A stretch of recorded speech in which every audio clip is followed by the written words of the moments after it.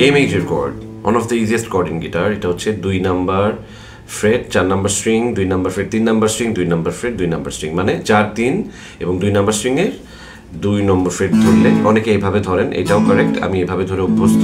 এটাকে বলে a major cord. A major cord থেকে যদি আমি রিং ফিঙ্গার, এই ফিঙ্গারটা মানে 3 নম্বর স্ট্রিংটা ছেড়ে দিই, এটা হয়ে যায় A7। কেউ কেউ এইভাবে ধরেন, এটাও কারেক্ট, এটা যারা ধরে অভ্যস্ত। তো দিস ইজ এ মেজর। যদি এই ফিঙ্গারটা ছেড়ে দিই, এটা হচ্ছে A7। এবং এখন এই ছেড়ে দেওয়া অংশে যদি আরেকটা ইন্ডেক্স ফিঙ্গার অ্যাড করে দিই, এইভাবে ধরে, এইভাবে ধরতে পারি, যেভাবে আমার সুবিধা হয়, এইভাবে ধরলাম আপাতত। এটা হচ্ছে 4 নাম্বার স্ট্রিং এর 2 নাম্বার ফ্রেট, 3 নাম্বার স্ট্রিং এর 1 নাম্বার ফ্রেট এবং 2 নাম্বার স্ট্রিং এর 2 নাম্বার ফ্রেট। এটা হচ্ছে A major 7। Back to back বাজাচ্ছি। এটা হচ্ছে A major A7, A major 7, খুব স্লো।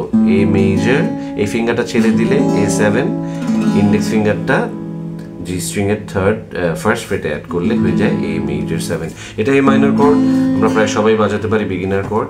এবং এই কর্ড থেকে যদি এই ফিঙ্গারটা ছেড়ে দিই, এটা হয়ে যায় এ মাইনর 7।